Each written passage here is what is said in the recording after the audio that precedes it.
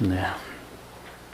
우리가 르네상스를 생각을 하면 꼭 기억해야 할 사람이 우리가 있어야 하는데, 그게 바로, 여기에, 이제 문학가로 등장하는 단테, 그 다음 페이지에 가보게 되어지면, 나오게 되어지는 페트라르카에 관한 이야기.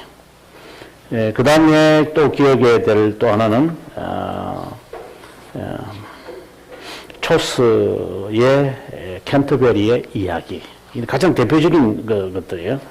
그 다음에 이제 끝으로 봐야 될 문학가는 보카치오를 보는 거죠. 그죠? 데카메론. 적어도 이 네 권에 대한 내용은 이미 알고 있지만 좀 더 자세하게 한번 살폈으면 좋겠습니다. 먼저 르네상스라는 말은 어디서 유래했는지 지난 시간에 잠깐 언급한 것 같은데, 여기를 보면 앞으로 돌아와서 745페이지에 르네상스라는 말은 넷째 줄 내려오면은 스위스 역사가 야콥 브루크하르트, 스위스라고 하는 사람이지만 실제로는 제가 볼 때는 이 독일을 쓰다 보니까 그래 발음 자체가 그렇게 되는 것 같아요. 야콥 브루크하르트라는 사람이 르네상스라는 말을 이제 그가 쓰게 되어집니다. 물론 이제 르네상스라고 하는 이 단어는 앞으로 어떻게 되는지도 모르지만 어쨌든 이러한 그 말은 이제 브루크하르트부터 썼다. 우리가 여기서 이제 나오면 우리가 한번 복습을 한번 해봤으면 좋겠습니다. 지금 르네상스에 관한 이야기인데, 르네상스, 자, 단어는 이제 브루크하르트. 그 다음 우리가 교회사에서 배웠으니까 또 하나 생각해 봅시다. 르네상스 말고 우리가 교회사에서 AD와 BC, 또 안 되네. AD와 BC를 또 누가 먼저 썼습니까? 기억하시겠어요? AD와 BC, 누가 먼저 썼습니까? 누가 먼저 써서 기억 안 났어요? 비드, 맞습니까? 감사합니다. 비드라. 그 다음에, 신약 성경과 구약 성경 또는, 삼위일체라고 하는 이 단어는 누가 먼저 썼습니까?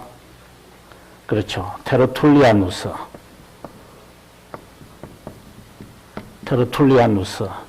우리가 교회사에서 이제 가장 먼저 쓴 용어들의 이름을 이야기하라면 이렇게 될 것 같아요. 그죠?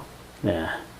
브루크하르트라는 사람이 르네상스라는 말을 썼기 때문에, 그 다음에 고대, 르네상스, 현대, 이렇게 이제 역사를 이렇게 세수로 나누죠, 이 사람은.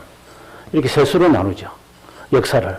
그러면은, 고대와 르네상스를 어디로 그러면 자를 것인가? 고대하고 르네상스는 너무 기간이 길다는 거야. 그래서 이제 중간에 끼어있는 시대에서 미디벌이라는 단어를 그냥 만들어진 거예요. 이게 뭐 의도한 것이 아니라 르네상스를 이야기하다 보니까 당연히 중간에 들어가는 어느 시대가 있을 것이다. 그 시대를 우리는 뭐라고 할 것인가? 우리가 미디벌이라고 하죠. 그래서 중세라고 하는 말이 나오게 되어진 거야.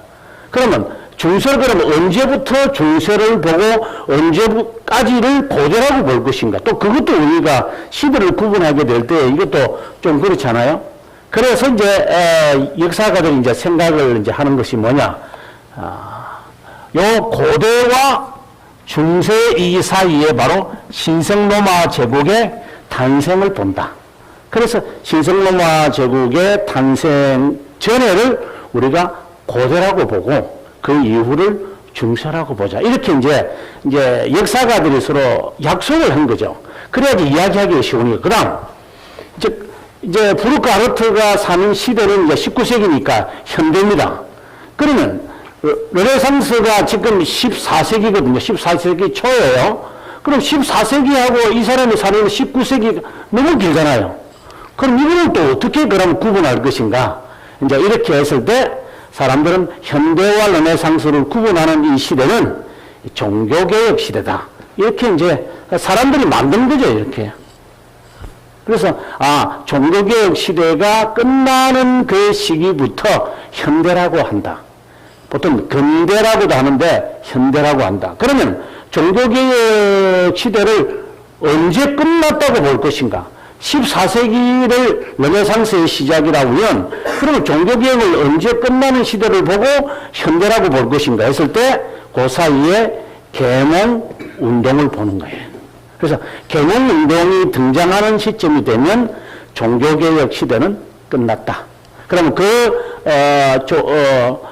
종교개혁 시대와 계몽운동의 그 사이를 이 사건을 무엇으로 볼 것인가?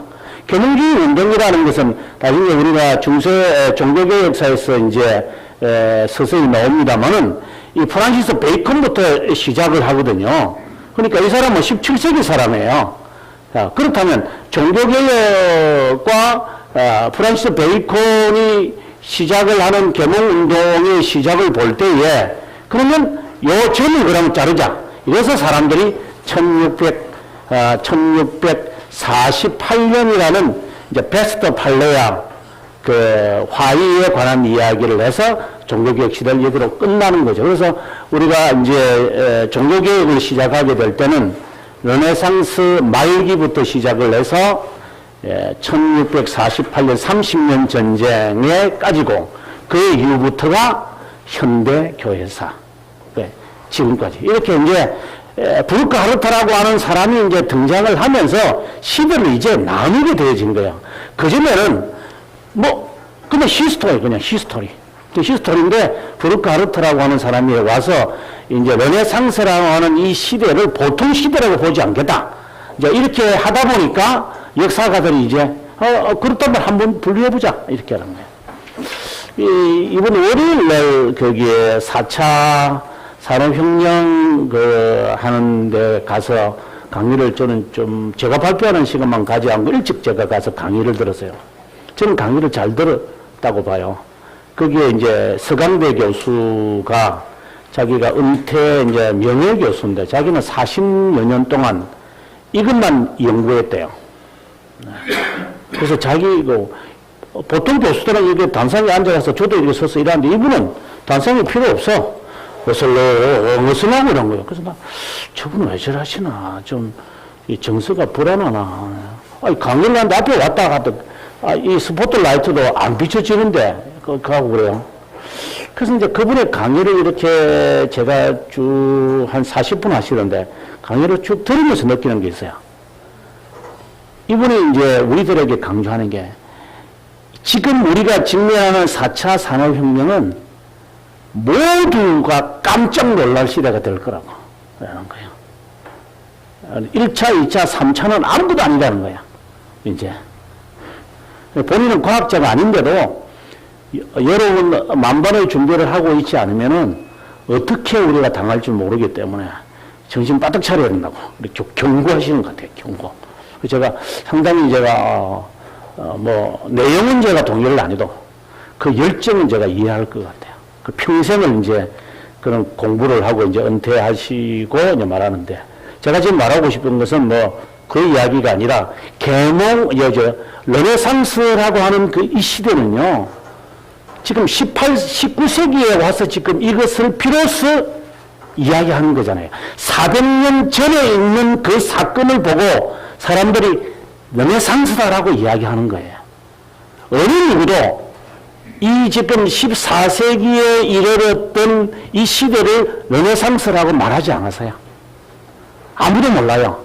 이게 그렇게 중요한 시기였는지를 아무도 모르다가 400년이 지나고 난 다음에야 사람들이 오늘 우리가 읽는 이 시대가 이 지금 19세기 이 시대가 비로소 시작한 것이 르네상스였구나. 이거는 이제 사람들이 깨닫기 시작하는 거예요. 우리도 마찬가지죠. 지금 4차 산업이라고 하고 컴퓨터가 3차인데 20세기 이후에 신기루를 이룬 이 시대가 앞으로 100년, 200년이 지나고 난 다음에야 이 중요성이 그때 왜 인류가 그렇게 대응하지 못했을까 하면서 막 안타까워할 거예요. 이제 그것을 아마 그 교수가 우리한테 말하는 것 같아요. 저는 그 역사를 하는 사람으로서 어느 정도는 제가 이해를 해요. 그 열정은. 지금 우리가 보는 이 르네상스라고 하는 이 시대는 우리가 볼 때는 아무것도 아닌 것처럼 보이지만 현대를 살아가는, 현대를 살아가는 당시의 사람들로서는 이러한 놀라운 변화가 교회가 장악했던 이 시대를 엎어버리는, 그러니까 완전히 세상을 뒤집어 놓은 거예요. 저는 뭐 종교개혁의 세상을 뒤집어 놨다고 우리가 이야기하지만 일반 역사가들은 종교개혁을 그렇게 중요하게 보지 않습니다. 그들은 르네상스를 더 중요하게 보죠. 르네상스의 하나의 가지로 종교개혁이 나오는 것이지, 종교개혁 때문에 뭐 세상이 바뀌었다, 이건 우리의 해석이에요. 우리의 해석이지, 일반 역사가들은 종교개혁은 그냥 불교 사람들이 너희들이 그냥 즐기는 것이 하나의 행사지, 그 이상은 아니에요, 이게. 그래서 우리가 르네상스라는 이 시대는 당시에 수백 년이 지난 후에 사람들이 바라봤을 때는 이건 보통 시대가 아니었다. 이제 그 시대가 언제 시작했을까 하고 이제 역사가들이 이제 고민하고 했을 때, 아하, 이게 이제 하나하나 터지기 시작했던 거죠. 이제 문학에서 터진다. 그 다음에는 예술에서 터진다. 이제 사람들이 이제 이게 본물처럼 갑자기 팍 터지기 시작하는 거예요. 그 다음에 건축에서도 터진다. 그 다음에 음악에서도 이게 터진다. 그 다음에 사상에서도 마찬가지다. 이 전체가 한꺼번에 그냥 확 터져버려서 이 세상을 지금 막 흔들어 놓는 이런 시대인 거죠. 이 말하면. 그 뒷사람들이 봤을 때. 저희가 볼 때는 뭐 아무것도 아닌 것처럼 보이지만 세상에 리버스 하잖아요. 저는 리버스가 탄생이다 이라지만 저는 다른 말로 말하면 재창조가 인간이 창조한 거잖아요. 예? 그죠? 하나님의 창조가 아니라 인간이 다시 자기들이, 그러니까 우리가 다시 태어나게 한 세상인 거예요. 하나님이 준 이 세상을 인간이 다 타락시켰으니까 인간이 이것을 다시 회복시킨 거예요, 우리가. 그래, 지금 제가 볼 때는 인공지능을 모르겠어요. 저는 우리 학교 교수님이 그 컴퓨터 전공하시는 그 교수님이 식사하면서 하시는 말이, 그분도 그렇다면, 그 교수도 그런데, 인공지능이 감정이 있대요. 감정이 있대요. 나는 잘 이해가 안 되는데. 그래, 감정이 있대요, 감정. 감정이 있어요? 원수님 생각에. 인공지능이, 로봇이 감정을 가질 수 있어요? 전공하신 분인데. 근데 그분이 그렇다는 거야. 근데 이 감정은 두 종류가 있다고 그러더라고. 이 표피적인, 정보를 가지고 데이터를 딱 해가지고 딱 느꼈을 때 오는 그 감정. 그 다음에 인간이 갖고 있는 이 내적인 순수한 그 감정이 있잖아요.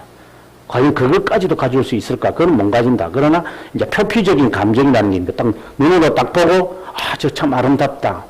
사랑스럽다. 이제 이 정도는 인공지능이 할 수 있대요. 그럼 우리 상상이 안 되는 거죠, 제가 볼. 기계는 기계지. 야, 해, 마라. 이 정도인데 이게, 느낀다니까. 지가 나를 좋아하고 막 그러니까. 동물처럼. 그럼 우리가 어떻게 이해가 되겠어요? 고양이가 나한테 와가지고 꼴 하는 것처럼 지가 나한테 좋아가지고 쪼쪼 따라오고, 이게 이해가 되는가 모르겠어요. 근데 하여간 과학자들은 그 정도까지를 지금 생각하니까 지금까지 보았던 기계의 정도를 생각하지 마라. 수술도 기계가 하잖아요. 지금 로봇이 하거든요. 이게. 그러니까 그 세미한 부분은 결국은 로봇이, 인간은 어떤 실수를 할 수 있는 거지만 그 복잡하고 세미한 그 수술에는 결국은 로봇에게 맡기겠다는 거예요. 근데 정확하게 하니까. 이 정확한 모든 데이터를, 우리는 뭐 생각을 전혀 하려면 머리도 아프고 막 감기도 걸리고 지륵지륵하면 기분도 나쁘고 이러면 막 하다가 막 죽 잡아 째고 어떤 때는 칼을 집어 넣어가지고 꾸미고 막 이러는데 기계는 안 그러겠죠. 이제 이런 어떻게 갈란가. 그래서 제가 지금 말하고 싶은 것은 이 시대가 그런 시대였다는 거죠. 이 시대가 우리가 직면하는 시대가 아니라 그 전에 현대 19세기에 살았던 분들은 이 르네상스를 엄청난 시대로 이제 시작을 했다라고 하는 걸 보는 것입니다. 보시면 두 가지 의미로 이제 르네상스를 이제 해석을 했는데, 첫째는 고대 고전을 재발견했다.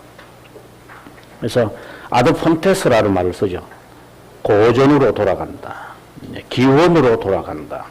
두 번째, 다른 하나는 지성적 활동의 결과로 유럽의 문화 발전에 부흥을 일으켰다. 그러니까 새로운 유럽을 만들어 버렸다라는 거였습니다. 문학, 예술, 자, 철학적으로 볼 때는 밑에서 넷째 줄에 자연주의 또는 사실주의가 내추럴리즘이 이제 일어나게 되어졌다. 이것이 이제 계몽 사상을 이제 계몽 사상 이렇게 해서 시작하는구나. 우리가 지금 스콜라주의를 바라볼 때에 스콜라주의가 딱 등장한 것은 안셀무스지만 이 스콜라주의 12세기 이 스콜라주의를 원천으로 가니까 누가 나오냐면 보에티우스라는 사람이 나오는 거거든요. 이제 그렇게 거슬러 가는 거죠. 그래서 계몽운동은 프란시스 베이컨이지만 17세기지만 이러한 프란시스 베이컨이라고 하는 이 사람이 계몽 인간 이성을 하나님 대신해서 대체하려고 하는 이 사상은 이미 르네상스 시대에 있었다라고 하는 말을 하는 거죠. 네. 그 다음에 넘어가서 746페이지에 천문학, 연금, 마술,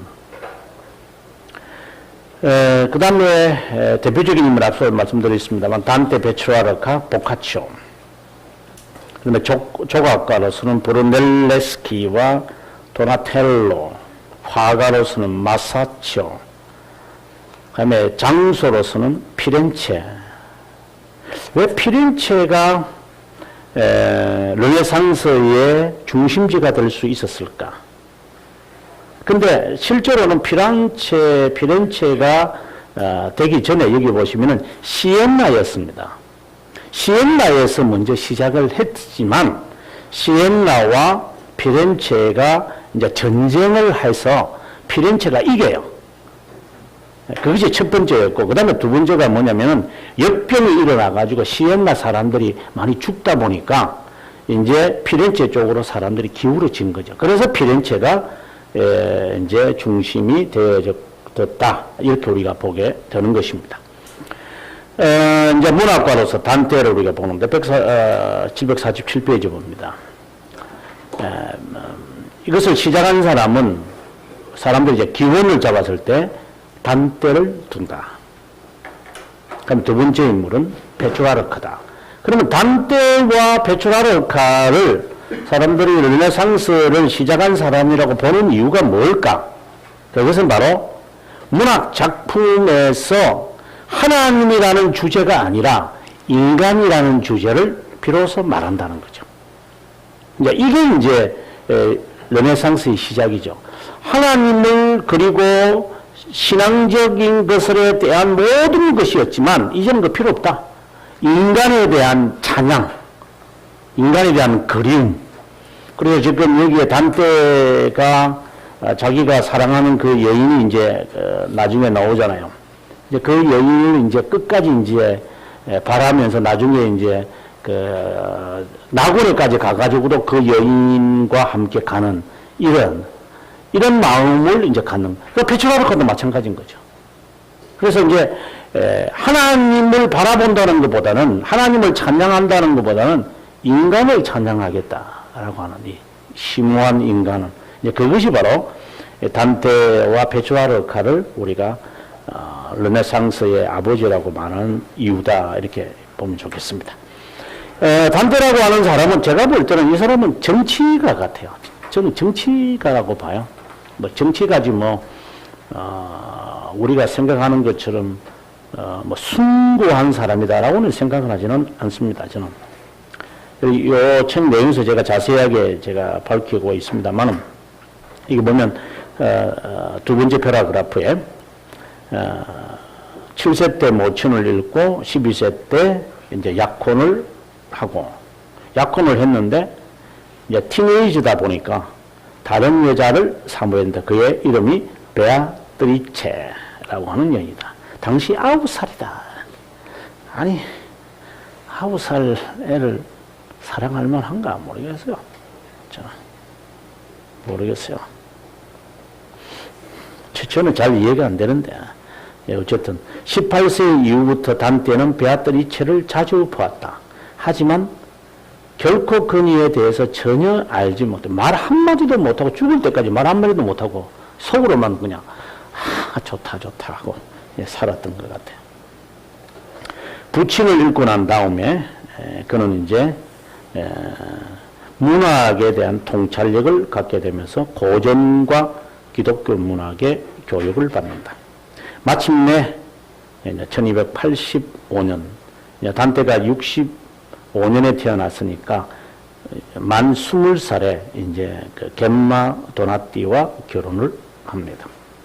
결혼하면서도 이제 그 여인도 다른 남자하고 결혼을 했는데도 이제 그 여인에 대한 이제 꿈을 갖고 있는 거죠. 근데 그 여인 베아트리체는 이제 3년 후에 죽어버려요. 그러니까 더 그런 것 같아요.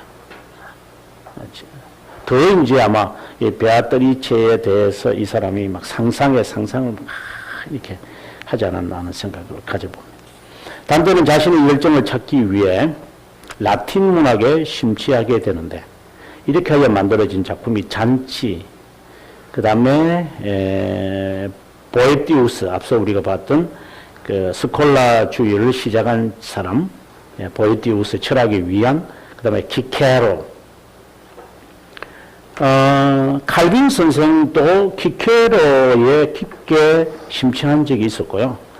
아우구스티누스도 키케로에 대해서 깊게 심취합니다. 그래서 키케로의 작품을 라틴 문학의 절정이거든요. 네. 그래서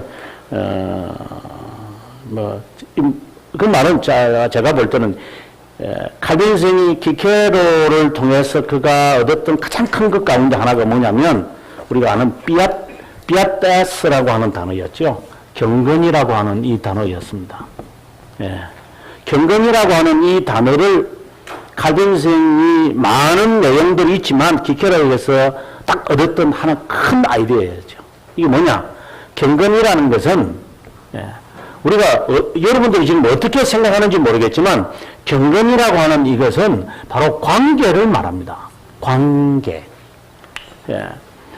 부부와의 관계, 이것도 삐에 땄습니다. 군신, 삐에 땄습니다. 그리고 자녀와 부모와의 관계, 경건이라는 거예요. 이게 이제 키케로가 다 하는 말이에요, 이게요. 뭐, 칼빈이 그걸 만들어내는 게 아니라, 키케로가 다 이미 다 했던 말들이에요. 왜 그런가 하면, 당시에 로마 제국의 군인들이 아주 훈련되어 있고 지식층인데, 왜 이들이 부패하고 타락하느냐는 거예요. 로마 사회가 왜 부패하고 타락하느냐. 이것에 대해서 키케로가 답을 내요. 그게 뭐냐면 경건의 부족이라는 사실이었어요. 경건의 부족이 결국 인간을 바르게 살게 하고 도덕적으로 살게 하는 것은 경건이었다. 그 말을 이제 하는 거예요. 굉장한 인사이트죠. 예. 그 수백 년 전에 이런 이야기를 하는 거죠. 이제 그러다가 이 키케로의 경건이라고 하는 이 단어에서 키케로가 어디까지 올라가느냐면 이게 이제 올라가면 이게 소크라테스까지 올라가요, 이게. 철학을 공부해 보면 지금 우리가 고민하고 있는 뭐 인간성, 뭐 인간의 관계, 뭐 심성, 심리, 좀 죄송한 말이지만 소크라테스하고 플라토하고 아리스토텔레스가 말 다 한 것 같아요. 인간이 그 이후에 2000년, 2500년 동안 내려오면서요. 그 다음 만들어낸 게 없어요. 그 철학 공부해보면 느껴져요. 고전이 얼마나 위대하다는 것을 조금만 이게 맛만 딱 보도 알아요. 그래서 이 근대 문학이라는가 중세 문학 이게 실제로 아무 의미가 없는 것 같아요. 뭐 우리는 저는 뭐 이 사람들 좋아하지는 않지만 하나님이 없는 사람으로서 어떻게 인간에 대해서 이렇게 말을 할 수 있을까요? 그래서 소크라테스는 글을 쓴 사람은 아니죠. 저 사람이 글을 쓴 게 아니고 플라토가 이제 대화록에서 소크라테스의 생애와 소크라테스가 했던 말들을 그가 이렇게 쭉 쓴 거지. 소크라테스가 글을 남긴 건 없어요. 그래서 그의 이 소크라테스가 경건이라는 말을 최초로 쓰는 거예요, 이 사람이. 피에타스라고 하는 말을. 이제 그것을 이제 적용시킨 사람이 누구냐? 키케로인 거예요. 그 다음에 이 피에타스를 이제 적용시킨 사람이 아구스티누스예요. 그래서 이게 르네상스 시기에 단테가 라틴 문학에 심취하고 칼빈도 라틴 문학에 심취하거든요. 라틴 문학에 깊게 심취해요, 그 사람이요. 예. 그 다음에 뭐 아구스티누스가 이제 라틴어를 써, 그분은 헬라어를 할 줄 아는 사람이 아니었어요. 그래서, 어거스틴은 이 그리스를 몰라서요. 라틴 문학에만 이렇게 집중해 있고, 그의 글에는 이게 그리스어가 전혀 나타나지 않아요. 자기는 모르니까. 아무튼, 이 고전에 돌아가서 라틴 문학을 공부했을 때 오는 이 박식이라고 하는 것은 철학가들은, 얘는 제가 볼 때는 요즘 뭐 철학가들은 좀 우습죠. 제가 보니까 우습죠. 근데 이 사람들은 안 그렇잖아요. 미술부터 시작해 인간의 심리, 인간의 그리고 사회, 자연, 정치 이 다 정치가들이었으니까 이 사람들은 뭐 요즘 철학가들이 앉아가지고 뭐 이렇게 깔짝깔짝하는 사람들 이 사람들은 이 우리가 공자도 마찬가지로 노자도 그렇고 순자도 그렇고 이 전체를 다 보는 거잖아요. 이게 쫙 다 보고 하는 사람들이거든요. 그래서 정말 대단하다. 우리 같은 사람들하고는 비교도 안 되는 사람이에요. 그러면 일단 인정을 해야 된다고 저는 봐요. 근데 뭐 하나님 없는 답을 아무리 내려봐도 그게 그 제자리니까 이제 그런 것이지만 아무튼 키케로가 어디까지 가느냐 경건이라는 단어를 소크라테스까지 가는 거죠. 이런 측면에서 저는 단테가 라틴 문학에 심취해서 그가 인간에 대해서 찬양할 수밖에 없지 않았을까 이 말입니다. 인간에 대한 이 위대함이 있다라고 하는 것을 근데 뭐 감기 하나 걸리면 꼼짝 못하는 사람들인데 뭐 아무튼 그런 것 같아요. 어떤 인간에 대해서 철학가들은 참여하는 것 같아요. 그 니체 강의하시는 교수님 들어보면요, 그 여성이 강의하는 사람이 있어요. 그 니체 박사기보다 들어보면 얼마나 니체로 그 나를 가만히 들어봤어. 니체가 무슨 밥을 많이 먹여줬구나 자기한테 이런 생각. 니체 하면서 어떤 사람은 또 쇼펜하우하고 또 스피노자 스피노자 자기는 평생 스피노자를 연구도 다 못한대요. 이제 그런 분들이 있어요. 그러니까 이게 다 인간 하나를 제대로 공부도 못 해가지고 힘들어하시는 분들 그 굉장히 매력을 느끼는 것 같아요. 어떤 뭐 어느 정도는 인정을 하지만 그게 그렇게 매력이 주어지나 하는 생각이 들어요. 아무튼 단테가 라틴 문학을 통해서 인간에 대한 이제 아이디어를 얻게 된다. 그 다음 넘어갔어요. 748페이지에 그 사진 바로 옆에 보면 1292년에 새로운 삶이라고 하는 작품을 써서 베아트리체에 대한 사랑을 표현한다. 아주 대단하죠? 자, 내가 볼 때 이 사람 진짜 문제예요. 그죠? 결혼이 안 하고서 무슨 다른 죽은 여자를 그렇게 그리는 거 모르겠어요. 기회를 개굴도 마찬가지예요. 기회를 개굴도. 자기는 결혼도 안 했는데, 그 약혼을 방문했던 그 로라라는 그 여성에 대해서 늘 고민하고 말이야. 또 누구야, 저게 지금. 칼 바르트의 글들 보면 칼 바르트 안에도 그 여자 이야기가 꽤 나요. 이 사람들이 정신이 없나 있나 하는 생각이 들어보는 것 같아요.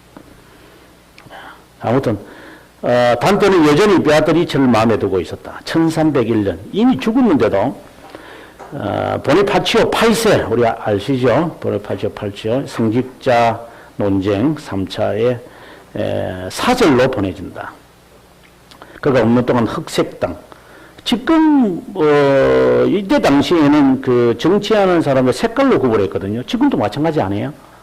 지금도 뭐 민주당은 뭐 파란 거 그죠? 그리고 뭐 등급 맞죠? 그러니까 지금 뭐 똑같은 거예요. 흑색당이 있고 그다음 백색당이 있고, 여기는 안 나옵니다만은 이제 녹색당도 있고요. 그리고 적색당도 있고. 그러니까 자기의 그 깃발을 이렇게 내세워서 이제 하게 되어지는데, 흑색당을 따라갔다는데, 결국은, 그가 속했던, 피렌체가 흑색당이었는데, 그는 백색당이었기에 추방을 당하면서 이제 볼로냐와 파리 등지에 여행을 하게 되어진다. 그러면서 이제 이탈리아어로 글을 쓰는데 잔치라고 하는 글을 썼다. 그 다음에 내려가서 이제 10년 후에 군주제라고 하는 작품을 써서 정치론을 그가 펼친다. 그래서 앞서 제가 말씀드렸다시피 저는 단테는 순수한 문학가라기보다는 저는 정치가라고 저는 봐요. 자, 그러면 신곡은 언제 썼느냐? 생애의 마지막 13년을 앞두고 그는 피렌체에서 추방당한 가운데 쓴다. 세 분야인데 지옥, 연옥, 낙원이다. 단테는 지옥을 거쳐서 차례로 연옥, 낙원에 이르면서 하나님을 대면하게 이른다. 주제는 뚜렷합니다. 자신을 이제 늘 도와주었던 스칼라에게 죽음 후의 영들의 상태에 대한 글을 쓰게 되는데, 그것을 이제, 그래서, 자기를 정말 사랑하고 후원해 주었던 사람이 이제 죽었을 때, 그분에 대한 이제 위안의 글을 쓰는 거죠. 그래. 죽고 난 다음에 어떤 일이 있을까? 이제 그것이 이제 시작이 되어졌다. 이렇게 보시면 되겠습니다. 신곡의 위대성은 749페이지 갑니다. 경험과 지식의 총체와 같은 구조라고 할 수 있겠다. 이교적인 미신, 문학, 철학, 기독교, 신학, 교리, 물리학, 천문학, 지도, 제작학, 수학, 문학, 이론, 역사, 정치, 이렇게 교육을 받지 못한 폭넓은 독자라도 이해할 수 있도록 썼다는 것이다. 교회의 언어였던 라틴어로 쓰지 않고 이탈리아로 썼다는 것은 더욱더 놀랄 일이 아닐 수 없다. 제가 칸트 이야기를 하면서도 가끔씩 합니다만은, 라틴어로 썼던 그 시대에 이 사람은 18세기에 독일어로 철학책을 썼다는 것이 대단한 거죠. 그리고 나이가 50세, 51세가 되면서 이 사람이 이제 자기 고향을 한 번도 떠난 사람이 아닌, 자기 동네 공릉동과 같은 이제 조그마한 동네에 살면서 이 세상에 있는 모든 것을 다 섭렵한 사람이니까 이게 위대한 사람이라고 사람들 평하는 것 같아요. 그래서 경험도 하지 않는 사람. 그래서 그 사람은 똑같이 아침에 커피 먹고 빵 먹고 그 공원을 지나가잖아요. 그 사람들이 이 사람을 바라보고 시계를 다 맞추니까. 그래 하루는 이제 칸트가 이제 공원을 이제 안 오니까 모든 사람이 아직 시간이 안 된 줄 알고 전부 다 늦잠 자고 이제 일어날 때가 아니라고 이제 막 다 그래가지고 그 동네 질서가 한번 어려움이 있었다 이런 말할 정도로 이 칸트가 정확하게 아침 되면 딱 일어나서 커피와 빵을 먹고 그 다음에 똑같이 그 길을 갔다가 똑같이 돌아오고 이런 그 삶은 얘가 한 인간으로서 제가 봤을 때 보통 인간은 아니다. 마차를 타고 결코 자기 동료를 벗어나지는 사람이 아닌데도 어떻게 이 세상에 있는 그 많은 철학가들의 작품을 완전히 통달하고 그것을 뒤엎어 버리는가? 이 코페르니쿠스의 철학적 혁명을 일으킬 수 있는 인물이 될 수 있을까? 이건 제가 볼 때는 천재 같아요. 그래서 지금 여기에 단테라는 사람도 어떻게 이 책 안에 여기 보면 과학, 뭐 철학, 신학 이런 뭐 예술 전체를 포괄할 수 있다는 이것이 정말 위대한 책이지 않는가. 우리는 일단 인정을 해야 될 것 같아요. 그 다음에 이것의 영향을 이제 받았던 사람 가운데서 여러 사람들이 있겠지만 이후에 이제 나중 되면은 이제 제프리 초스라든가 밀턴이라든가 그리고 빅터 휴고라고 하는 이런 사람들 우리가 뭐 잘 아는 삼총사를 알렉산드로 휴고가 이런 그 작품들을 쓴 사람들도 이의 영향을 받았다라고 볼 수 있습니다. 신곡의 내용을 보면 지옥은 34장, 연옥은 33장, 낙원은 33장 해서 모든 것이 100장입니다. 이 사람 딱 의도적으로 맞추신 것 같아요. 이야기의 시작은 오리의 숲속에서부터 시작을 한다. 35살 되었을 때 어두움 숲속의 길을 걷다가 잃었다 이랬습니다. 바로 그것은 바로 자신의 죄성이라고 자기가 표현해낸다는 것이죠. 자기가 하나님을 알지 못하고 이 인생이 언제 끝난다는 사실도 알지 못한 채 어둠 속에만 계속 방황하며 살았다. 이제 그것을 자기가 말하는 거죠. 그러면서 이제 시인, 이제 베르길리우스를 만났다. 이게 이제 아까 말씀드렸던 라틴 문학을 공부하면서 비로소 인간에 대해서 이제 깨닫는 거죠. 이제 그것이 오늘 여기에도 잘 나타나는 거죠. 베르길리우스를 만나가지고 이제 인간 이성을 나타내는 베르길리우스가 오리의 숲속에서 벗어나는 다른 길을 제안하면서 그를 호위하면서 이제 길을 안내해 준다.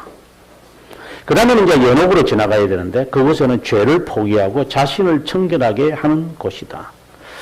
저는 이 책을 다 읽지는 않았는데 읽으면서 좀 제 나름대로 느끼는 게 있는 것 같아요. 지옥이라고 하는 것은 인간이 결국은 그 대가를 치르는 곳이라고 하는 것을 제가 느낀 것 같아요. 다 그런 이야기가. 그 다음에 연옥이라는 것은 여기 속에서 나왔습니다만은, 자기를 부인하는 곳이다라고 자기가 말하고 싶은 것 같아요. 낙원을 가지 못하는 사람들의 어떤 상태인가? 자기를 결코 포기하지 않은 사람이다. 그냥 말해주고 싶은 이야기 같아요. 그래서 지금 성경도 마찬가지잖아요. 자기를 부인하고 자기를 내려놓는 거거든요. 저는 오늘 새벽에도 이제 욥을 보면서 그랬습니다만은 욥이 비로소 자기를 내려놓잖아요. 하나님, I'm withdraw myself 이라거든요. 하나님, 내 자신을 물리겠습니다. 그러니까 지금까지는 내 자신을 내세워서 하나님 앞에 증명받고자 했던 내 자신을 하나님 제가 포기합니다. 이게 제가 볼 때는 욥의 아주 위대함이라고 저는 보거든요. 자기를 포기한다는 거. 그것처럼 이게 지금 연옥이라고 하는 글을 통해서 단테가 말해주고 싶은 것은 자기를 포기하지 못한 사람이 가는 곳이 어디냐? 연옥이다라고 하는 거예요. 여기까지는 인간 이성이 할 수 있다는 거예요. 자기가 의지적으로 할 수 있는 거다. 그러나 이제 낙원은 이제 베르길리우스가 포기해요. 나는 더 이상 너를 데리고 갈 수 없다. 여기서 너와 나는 헤어져야 한다. 그래서 베르길리우스가 이제 단테와 헤어져요. 그리고 난 다음에 누가 등장하느냐면은 이제 베아트리체가 등장을 하는데, 여기서 베아트리체가 안내자로 등장하는 이유는 제가 볼 때는 하나의 사랑 같아요. 그리스도의 사랑. 그래서 이제 이 길은 인간 이성으로 갈 수 있는 길이 아니라 하나님의 사랑만이 갈 수 있는 길이다라고 해서 이제 낙원으로 이제 들어가게 되어집니다. 근데 하나 또 재밌는 게 있어요. 이게 보면 750페이지 가보면 지옥으로 들어가자 단테와 베르길리우스는 10년의 외지에 저주받은 사람들이 부르짖음과 신음을 듣는다. 도덕적 삶에 미온적이고 근성적인 자들이었다. 이 두 사람은 그리스 신화에 나오는 고통의 강이라는 아게로운 강을 건너 9개의 원이 그려져 있는 원뿔 모양의 동굴에 이른다.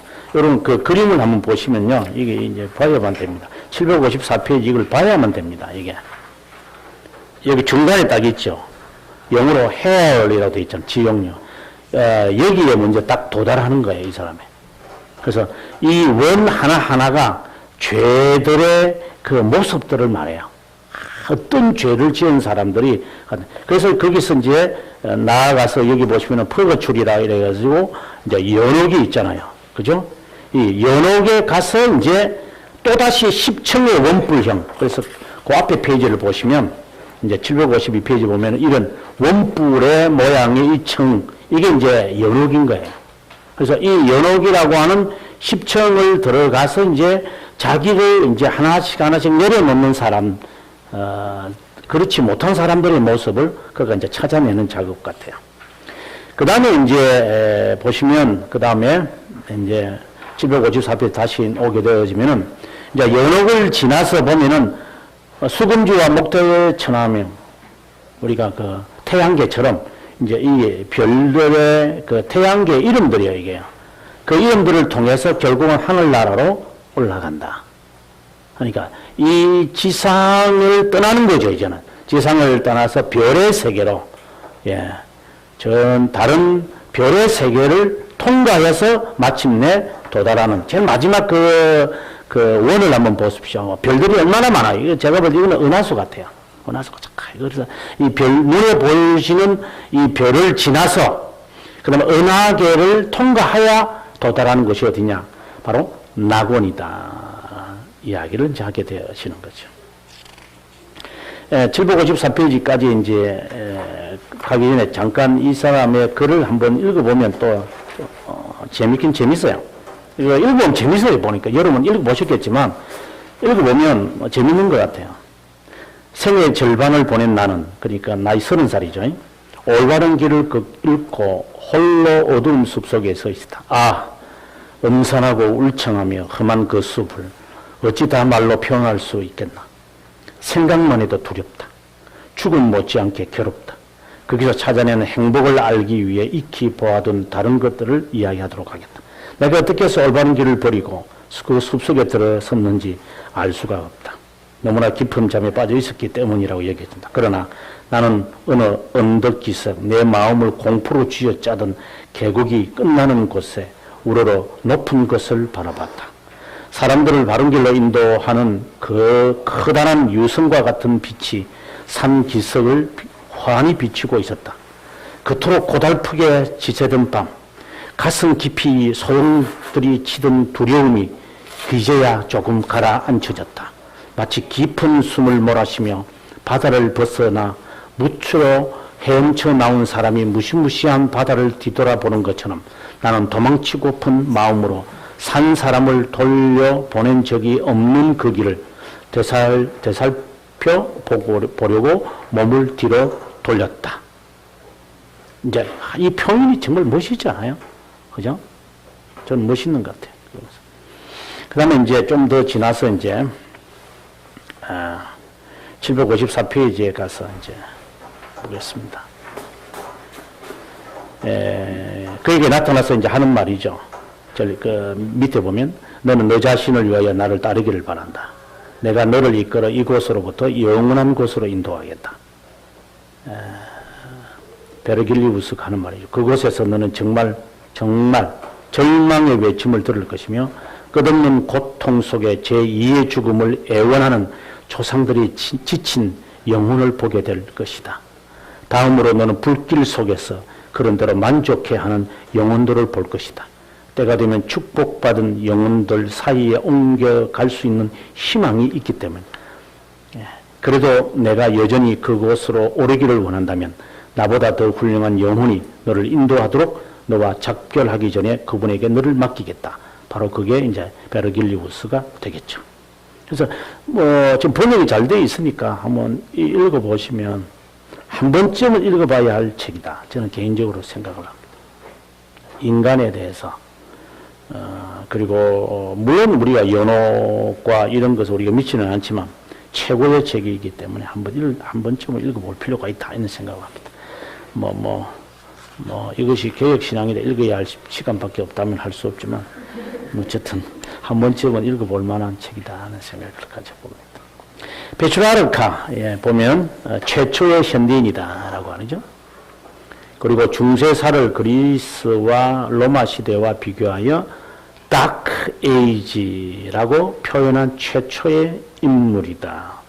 인생 무상을 인식한 그는 시대를 넘나드는 글을 썼다. 르네상스에 집합된 문화 운동에 큰 자극을 주었다. 제일 밑에 보시면은 로라라는 여성과의 사랑의 글로 유명하다. 그래서 결국은 이분도 그런 것 같아요. 마음속에 둔 여인과 결혼하지 못하고 한평생 그제를 그리며 시들을 남긴 페트라르카. 그는 그야말로 르네상스의 아버지라 불린다. 그가 살았던 시기는 교회가 가장 타락했고 혼란스러웠던 시기, 아비뇽 유수의 때였고 흑사병이 있었던 시기다. 죽음, 부패, 타락, 불안정이 늘 감돌았던 시기에 르네상스의 선구자로 등장을 한다. 법률을 그만두고 고전에 입문한다. 이거는 당연한 것입니다. 이거는 제가 볼 때는 당연하다고 봅니다. 그가 이제 글을 쓰는데, 그 첫 번째 거기 아프리카라고 하는, 여기 아프리카는 북아프리카 남부, 그거하고는 전혀 다릅니다, 이거는. 이 작품은 위대한 로마 제국 장군 스키피오 아프리카누스에 관한 서사시다. 이제 이 서사시를 읽어보면은, 이제 이 위대한 그 위인에 대해서 이분이 이제 찬양하는 시죠. 찬양하는 시입니다. 27년 베트라르카는 평생 잊지 못할 로라를 만나는데 4월 6일 성금요일 미사에 처음 로라를 보면서 사랑에 빠진다. 모르겠어요. 저는 아직까지 이 사람이 좀 덜 된 것 같아요. 저는 지금까지 진짜 예쁜 사람을 본 적이 없는 것 같아요. 그래서 아직도 저는 철이 덜 들었다는 생각이 들어보는데, 이 사람들은 철이 굉장히 빠른 것 같아요. 앞서 누구의 단테는 아까 무슨 게 12살 때 그래서 얼마나 빠른 사람인지 진짜. 그녀가 죽은 지 수년 후 인민주의자 마우리스 스케브가 아비뇽에 방문하여 그녀의 무덤을 파헤쳐 페트라르카가 쓴 소네트와 메달을 발견했다고 한다. 아무튼 페트라르카는 항상 그녀를 그리며 366편의 시들을 썼다. 어이구 주여. 나는 잘 이해를 못하겠어요. 죽은 여자를 두고 그렇게 쓰는 거. 이런 시도의 모음 중에는 칸촌이에르라는 시로 나누는, 이건 대표적인 작품이죠. 단테의 그 신곡과 함께. 첫째 부분은 로라에게 주는 걸, 둘째는 죽은 로라, 살아있는 로라와 죽은 로라에게 주는 걸. 로라는 다른 남자와 이제 결혼을 한 여인이다. 로라와 페트라르카는 결코 만날 수 없었다. 그가 쓴 비밀이라는 시에서 그녀는 기혼녀로서 다른 남성을 만나는 것을 꺼렸던 것으로 믿어진다. 당연했겠죠. 좀 더 내려가서 1333년 페트라르카는 지적 욕망을 채우기 위해 프랑스, 네덜란드, 독일을 여행한다. 그러다가 데카메론을 쓴 보카치오를 만나 사귀게 된다. 라틴어로 된 여러 고문서들을 접하기도 한다. 호모의 작품을 라틴어로 번역하기도 한다. 개인적으로 키케로의 서신들을 수집한다. 결국은 제가 볼 때는 라틴 문학의 최고봉은 키케로입니다. 제가 봐도 그런 것 같아요. 정말 글을 보면은 어떤 라틴, 여기에 이제 호라시우스라는 사람도 상당하거든요. 전혀 안 되는 것 같아요. 키케로의 작품에 모든 것이 단어가 있다. 그래서 로마 시기에 최고의 웅변가면서 문학가면서 가장 박식하면서 모든 사상을 다 담은 사람은 키케로다. 이렇게 보시면 좋을 것 같아요. 그 다음에 로라라고 하는 사신인데 누가 그랬겠죠. 네. 칸촌이에르라고 하는 한 부분을 보면 그냥 제가 번역을 했어요. 산만한 운율로 엮어진 소리를 당신은 들으실 겁니다. 꼭 그 아벨라가 그 엘리아노라에게 보낸 편지하고 비슷한 것 같아요. 그것은 제 마음에서 나오는 숨소리들입니다. 그것은 종잡을 수 없는 젊은 마음에서 나오는 숨소리들입니다. 그것은 나의 또 다른 모습을 가질 때 나오는 것이죠.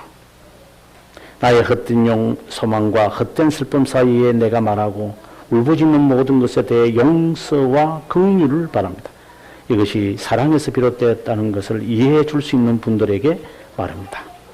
하지만 나는 모든 사람들 가운데 옛 이야기가 되었던 것들을 볼 때마다 나는 정말 부끄러워 어쩔 줄을 모르겠습니다. 그 부끄러움은 나의 헛된 것에서 비롯됩니다.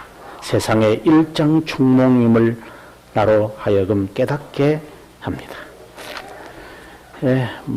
시가 멋있네요. 제 아는 교수 한 분이 그 상처를 내서요. 자기 아내가 죽었어요.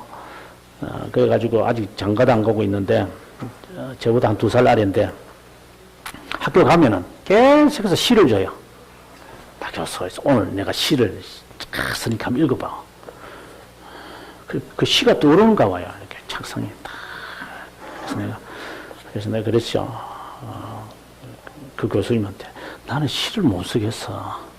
나는 일기서라면 잘 쓰겠어. 근데 나는 시서라면 못 쓰겠는데. 그럼 딱 앉으면 이렇게 시가 딱 떠오른대요. 그럼 그 즉시 빨리 써야 된다. 이렇게 딱 써가지고 그래서 지금 시집도 냈어요. 지금 구약학자가 이제 시인이 됐어요. 이게 아마 여기에 놓은 이 단때나 이런 그런 영감을 받으신 분인가 하는 생각을 가지고 초스, 시간이 다 돼서인데 초스는 우리가 지난번에 우리가 보았던 그 헨리 2세가 그 토마스 아페키드를 죽이잖아요. 그 죽인 그 사람이 있는 곳으로 순례를 가는 사람들의 이야기를 초스를 쓰는데 이 책에서 뭐 다른 이야기보다도 이 책에서 우리가 봐야 될 것이 뭐냐면 760페이지 잠깐 보시면 당시에 로마가 아니고 당시에 영국 교회가 얼마나 그리고 사회가 얼마나 조금 부도덕했다는 것을 자세하게 표현하고 있어요. 이제 그 이야기가 여기. 그래서 이거 보면 761페이지에 보면 이제 이게 그 그림 밑에입니다. 그림 밑에 보면 두 번째 수녀의 서문과 이야기 중에서 발췌해서 그 이야기를 하나 제가 번역을 했는데 세실리아의 순교의 이야기다. 이러면서 이제 당시의 이야기를 쭉 써놓는 것 같아요. 하여튼 뭐 읽어볼 만하다 하는 생각이고 저는 읽어보니까 저는 못 읽겠더라고요. 너무 조금 이렇게 외설적인 부분들이 좀 많고 이러니까 읽다가 그만뒀죠. 보카치오도 마찬가지고 여러분 아다시피 뭐 더 이상 안 하겠습니다만은 이 보카치오의 작품도 결국은 당시의 사회상을 잘 말하고 있는 것들이다라고 봅니다. 자, 우리가 여기 읽어보시면 되는 것인데 다음 시간에 한 번 더 우리가 767페이지에 나오는 그림과 조각 그리고 종교 재판 이야기 한 번 더 하고